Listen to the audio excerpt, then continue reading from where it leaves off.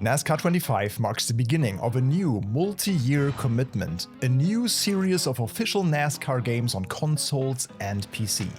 With iRacing at the helm, sim racing industry experts are now joining forces with NASCAR game veterans, so there's plenty of reason for optimism. In advance, it was transparently communicated that the scope of the first game would be somewhat limited, and not all the features that fans might want would be included. I can already tell you that I have a long list of items that I am currently missing in this new game. But if the core and the foundation is solid, fans could be happy.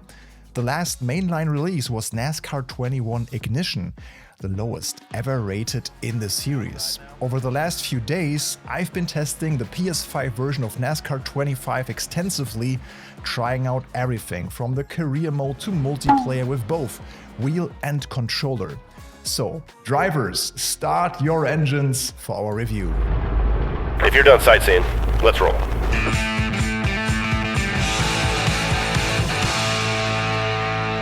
Welcome back to Overtake, I'm Michel, and NASCAR 25 is now available on Xbox Series X, NES and PlayStation 5. The PC version will be available on Steam on November 11, 2025. It's a digital-only release, so there's no shiny box for your collection. The standard edition costs $59.99 and the gold edition as an additional $20.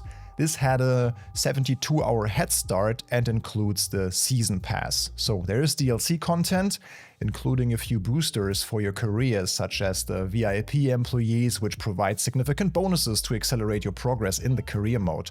More on that later. Otherwise, the season pass content consists of paint schemes, and there is not a single item that gives you any advantage, for example in multiplayer. Now we will discuss the scope of the game, its handling, game modes, racing AI, technical aspects, all in detail. You can also find the related chapters here on our YouTube video if you want to skip a certain portion.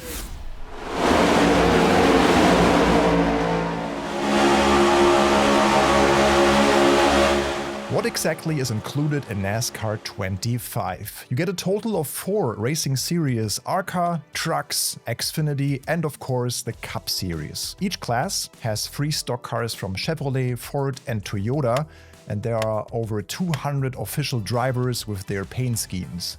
As you would expect from a good sports game, driver ratings are also included based on their performance this season. However, 30 laser scan tracks don't quite match the 2025 calendar, as a few are missing. For instance, 2025 NASCAR season began with the clash at Bowman Gray Stadium, which isn't included in the game.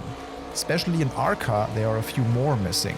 As far as I know, all the tracks in NASCAR 25 are sourced from iRacing. The missing tracks either didn't appear in iRacing or did not until shortly before NASCAR 25's release, such as the Mexico City track. Unfortunately, there is no historical content. Let's talk about handling and driving physics, since we're already on the subject of cars and tracks. I tested this with the Fanatec Club Sport DD Plus 50Nm wheelbase in our office and the DualShock controller on the PlayStation 5. Standard edition PlayStation 5, not the Pro. Let's start with the controller, since a large proportion of the game's target audience will probably use that. After 2 or 3 races, I got the hang of it, and I completed my first complete ARCA season career on a controller. The cars handle precisely, and even on tight road courses like Lime Rock Park, positioning the car is quite doable. It's easy. You can tell that NASCAR 25 has a variant of iRacing physics under the hood, but it's much more forgiving than the hardcore sim. When oversteering, you have a bit more time to catch the car, even in expert mode without any driving aids, at least if you have a balanced car setup. The normal driving aid setting, that has 30% stability and wall avoidance, is also quite beginner friendly. And even on short tracks like Bristol, you can kind of coast close to the barrier without the car making contact. It almost feels like a giant pillow around your car that protects you.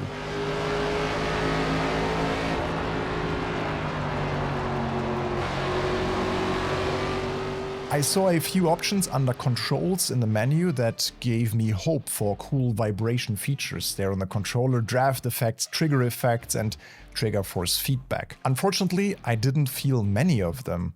Most of the time, the DualShock controller is just a dead piece of plastic in your hand. Let me know how it feels for you, but I tested 2 PS5 controllers to rule out a technical failure. The precision option under advanced controls also seems pointless so far, because it causes some weird overshoot with the steering. Both with the controller and the steering wheel, the normal car handling felt best for me, even after the October 13 patch. This patch was urgently needed because the lower your wheelbase's Newton meter, the less force output NASCAR 25 had during the Gold Edition head start. I also streamed with you on the first day, and luckily our 50 Newton meter base provided at least a little bit of power, but I mentioned there already that it felt a bit thin. Some users reported that they couldn't feel anything in the steering wheel at all. iRacing Studios responded quickly and communicated the issues transparently. 2 patches have since been released, which have partially fixed the problem and added new sliders in the menu. The FF leveling in particular makes a big difference for me. But there are likely to be more optimizations to come, especially for wheel users, as iRacing told us. Overall, it still feels quite floaty with the steering wheel, and the main problem is there is little feedback around the center of the steering. Part of it is of course the character of the cars and tires. Keep in mind that you are not driving an F1 car or a GT3 car. But yeah, for this whole device support situation, you wonder how QA could have missed this for the launch version.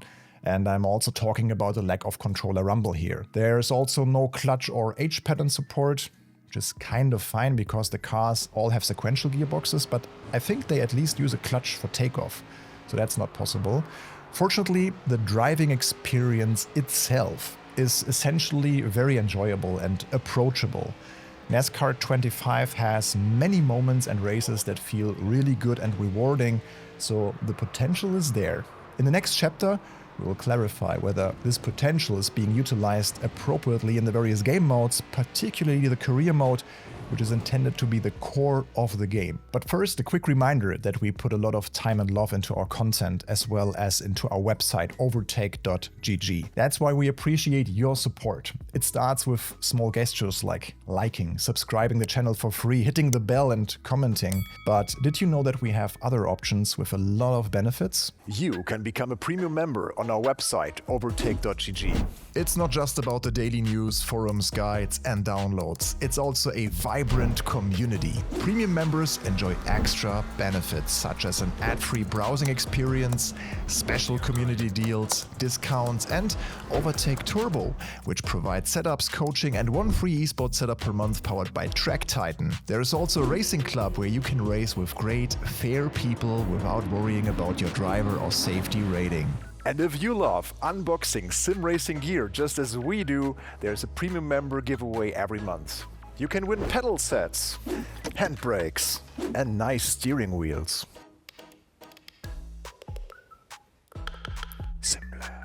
Another cool feature are community reviews, so you can have a chance to contribute and share your opinion on not yet released hardware or games. Have your voice heard and help shape the future of sim racing. Join as a premium member on overtake.gg for just €1 a month. Before you start your NASCAR 25 career, you should first set a few basic settings in the main menu's career tab, such as race length, flag rules, tire wear, and so on. You can also choose whether you want the multiple race stages for the authentic NASCAR experience.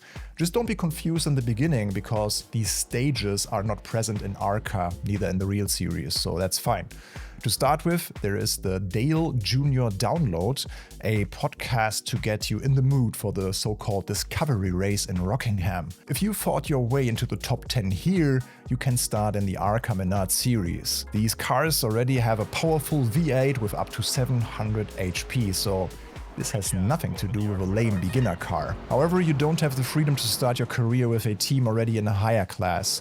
If you want to play a truck, Xfinity or Cup season with an official driver, and don't want to bother with the team management aspects, Championship mode is your go-to. First thing in career is you design your car and team. The livery editor isn't crazy and lacks a few features such as mirroring the elements from left to right, but for me it worked fine overall.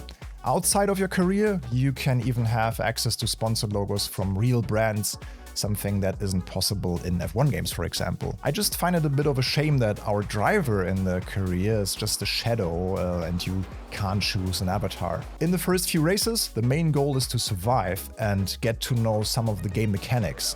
The initial targets are to finish in the top 35, and the parts store is only available after a few races. So don't get discouraged at the beginning. It's intentional that your car isn't competitive, that you are a loser, because you can only have level 3 parts for the body, chassis, engine, and suspension. Over the course of the first season, you'll gain access to level 5 parts, which will enable you to compete for better results. I was tempted in the beginning to lower the AI strength because I wanted to have some success, but that would have been a mistake. Level 98 to 100 AI is a good benchmark if you have some experience, I would say. The staff system, working points, reputation, and credits is all kept quite simple. There aren't any running costs or crazy economical systems in place. You simply buy new parts, new staff members once they come available. The working points and associated car repair system after each race can sometimes feel a bit random, like the repairs that you have to do. Even if you have a clean race, it's all down to 40%, sometimes a bit confusing. And upgrading your car too quickly can cause you to run out of these points, because higher level parts require more working points to refurbish and repair. So without the Gold Edition VIP staff member, you'll often have to compete with a lower car rating because you can't repair everything at all times. Otherwise, except for the lovingly designed workshop backgrounds and Dale Earnhardt Jr. podcasts, career mode is presented in a rather dry manner. Don't expect anything more than generic social media posts and generic race recaps. Yeah, it would have been nice to at least have a map of the USA, some nice presentation to locate also where the tracks are, and like an animation if you travel from A to B. That kind of stuff would have been nice. Once you've collected 25,000 reputation points, you'll unlock the truck series for the next season. So make sure you prioritize reputation options in these little PR opportunities that sometimes pop up. And yes, you'll seriously have to choose between an iRacing livestream and the crew chief meeting. Advancing to Truck Series was a cool surprise with a new workshop, 2 cars that you can now run and design differently, and even the opportunity to drive in 2 series at the same time, as you can run another ARCA season in parallel. Turning points throughout the career were advertised in advance, and one that happened in Season 1. Dale Earnhardt Jr. shared an anecdote from his career when his crew chief left him for a TV job. Afterwards, you learn that one of your staff members is now gone too. Drama!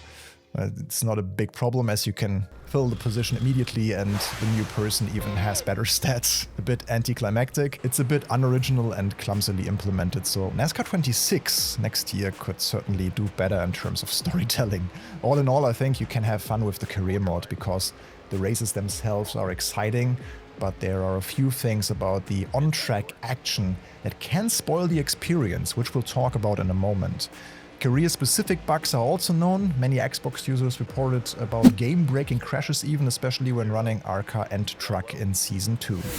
Before we get to my long list of things that are missing, let's quickly check off the multiplayer mode. Unless you have a cool league or a community with good and fair drivers, this is not the place you want to be. It's very rudimentary. It's a simple player lobby system, no daily races, no special events, no co-op seasons, and even the rank is completely meaningless, as you can't even filter the lobby by C, B, A, or S level. The rank is mainly based on lap times anyway. At least you can fill the lobby with AI. All the online races I've experienced so far been absolutely chaos, and YouTube is full of clips like this. Especially with iRacing as the publisher, I would have thought that this would be a higher priority, but the multiplayer implementation is the bare minimum. It's almost as if they're telling us, for good NASCAR multiplayer, get a PC and come to iRacing. Local split-screen multiplayer is also missing. Yeah, too bad. There has to be more. There has to be more also applies to many other aspects that should actually be standard in racing games in 2025.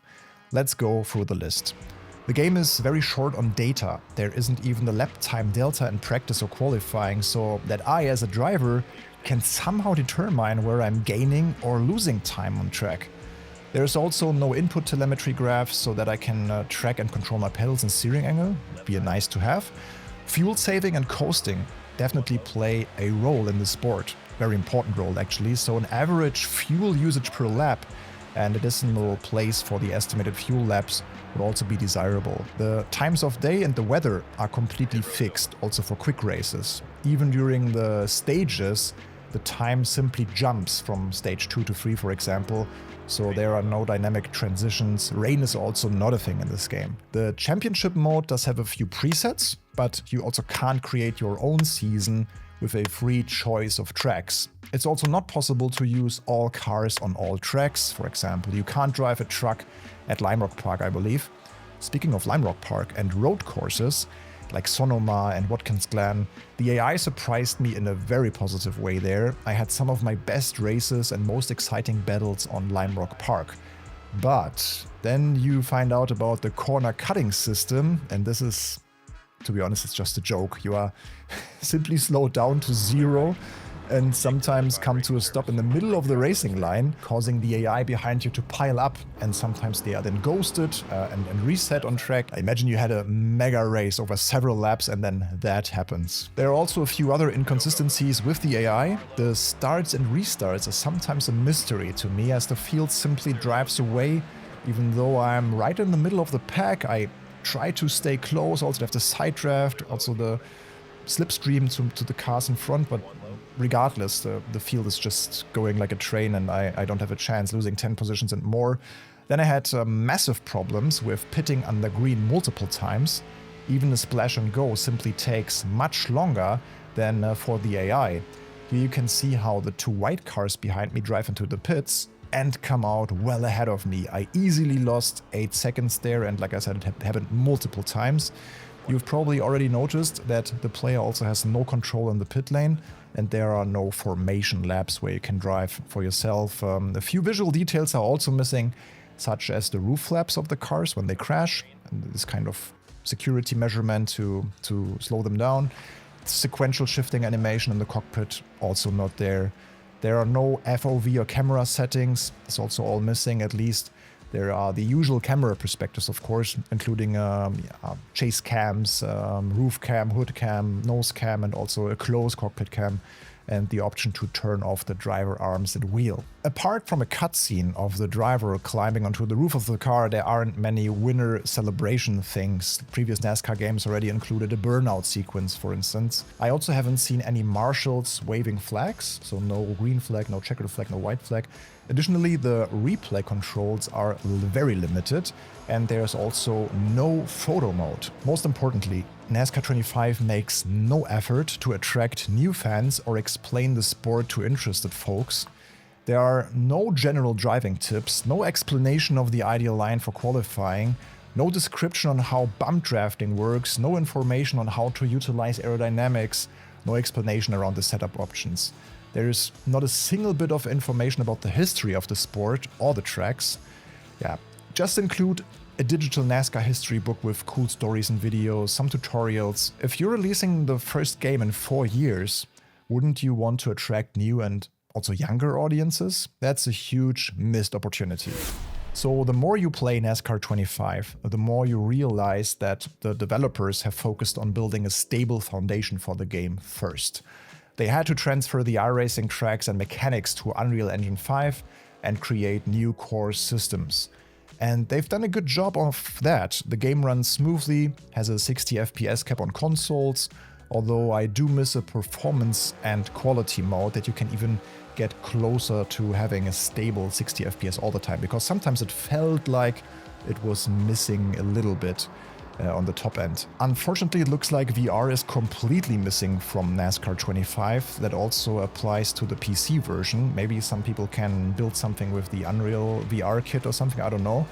But I really feel sorry now for the PSVR 2 buyers on PlayStation, especially if they expected more racing games.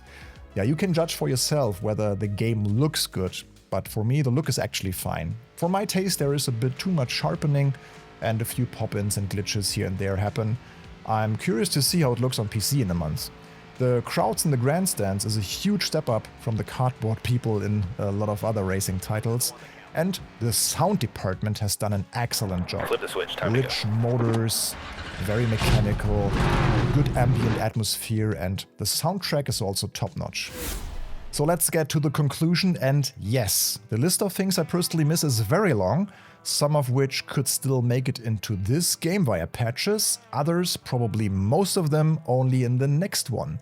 I give NASCAR 25 3 out of 5 points, as there is a lot of room for improvement and things that they can add, for sure. That's not to say that I didn't enjoy the game, quite the contrary. When it comes to PC, I'm looking forward to starting another career in my rig on triples and with my Sim Magic base. From what I've seen on Reddit and in our comments, a lot of people are also having fun with NASCAR 25. Now you know the shortcomings and can weigh for yourself how important they are to you and whether it's worth $60 or $80 for you. Feel free to share your experiences with NASCAR 25 in the comments and let me know if you see things differently.